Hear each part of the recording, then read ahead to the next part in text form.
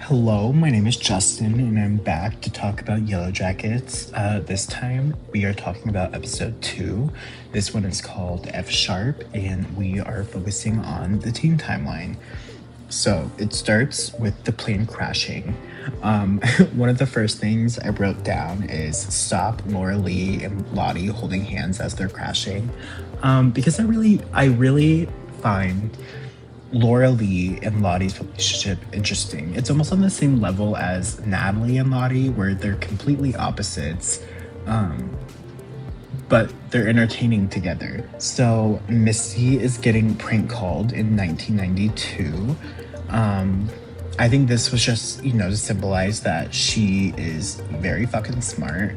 And also, like, I think that quote she says something about, like, knowledge and the wilderness. I think um it just describes her. Like, she is, because of her knowledge, I think she has an advantage of survival in the wilderness. It cuts to Misty as the plane is crashing. She's putting back on her glasses, and I think that parallels to her in the pit girl scene when she puts on her glasses, and also at the end of season 3, where it's kind of like giving us more context to the pit girl scene where Misty is putting on her glasses. I think that is foreshadowing and paralleled, if that makes sense. So Natalie was stuck, and I was really caught off guard by that because I didn't realize that Natalie got stuck. She could have died. Horrible. So they get out. All the team, they like get out. Well, majority of the team. A bit of them die in the crash. Shauna tries to save Van because Van is stuck as well, but there's a fire that is like trying to consume her, and Jackie like is like, Shauna, we gotta go. So they fall out, and Shauna's like looking around at the wilderness, and she says that they need to go back, and I'm like, was it to go back to save Van, or was it like just in the moment thought of like, we need to go back, like this isn't where we're supposed to be? Like, was it just like something in her brain that, even though it didn't make sense, was kind of just this like, the plane is like reality in a way, so like let's go back to reality before we're stranded out here. I don't know if that makes sense, but I can just see it in like the just in the moment of being like, oh my god, like we're stranded out here, but if we go back into the plane, then maybe like something, like there's nothing actually wrong, like maybe we can like get out of here. I don't know.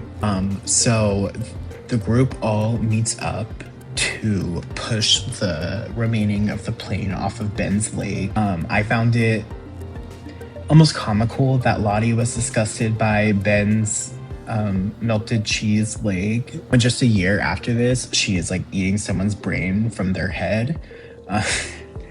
Really, it's really crazy what a year can do to you.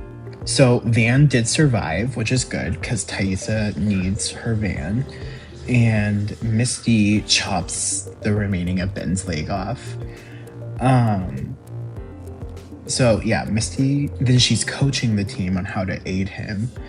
Oh my god, so Akila, she was wrapping bandages on Travis, which I found interesting because, again, a year later, they're kind of like buds in the same fucked up, like, prophecy that Lottie tried to push onto them. Oh, and then I found it interesting that they needed alcohol, and so they asked Natalie, which I find interesting because Misty in season 3 has something that Natalie needs, whereas here Misty's asking Natalie if she has something that she can use. Again, just some sort of parallel if you can count it.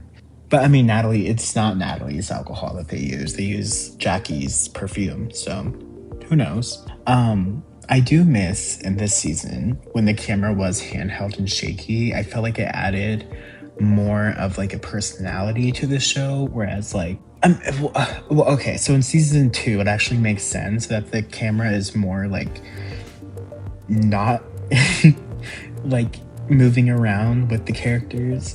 It's more like sturdy, which makes sense because they're all like stuck in the cabin. But I just wish they went back to the more like handheld shaky in season 3 when they were back outside. So Javi is looking for his dad. And Natalie tells Travis to help him. Don't really have much to say about that. I think, this is more just building up stuff that is gonna play out this season. Like with Natalie and Travis becoming kind of a thing. Shauna and Jackie talk about Van, and everyone is looking for their bags and luggages that, fell out when the crash, when the plane fucking crashed. So Laura Lee grabs her teddy bear and blood drips on it. She looks up, it's Travis's dad. Javi is screaming, everyone is like circling the tree. Travis tries to climb it, but they tell him to back up because the branch breaks and Travis's dad falls with the branch onto the ground. And we zoom out to see the symbol, which I really do not think we'll ever know what it means. Like, I really don't think we're ever gonna know what the symbol means.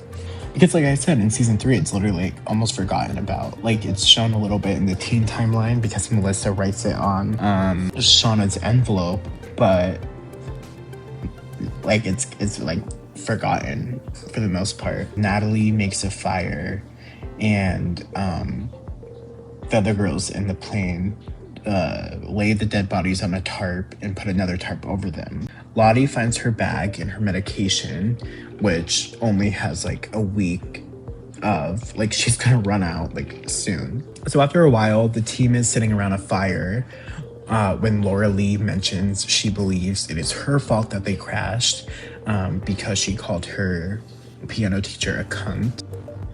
Everyone's just losing their shit. I love that Lottie mentions being a shoplifter and that she never really stops because in the teen timeline in season 3 when she's with Callie, she's also shoplifting. So never changed, Lottie. Misty checks on Ben and she puts fire on it to stop the bleeding, and she tells him that she chopped off his leg. So they all check on Ben and they're like, what the fuck is wrong with you, I'm sorry if this is all choppy, like they're doing, like Misty's chopping Ben's leg or like putting fire to Ben's leg and then like just a bit after like everyone is sleeping. But you have to remember that this is being intercut with the adult timeline, so they're kind of moving around a bit more without it being fully shown, if that makes sense.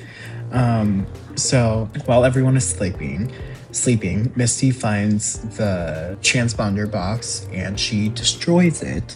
Now, what I want to say about this before I wrap this up is I think the part she pulls out actually is the part that they need to fix the phone at the end of season 3.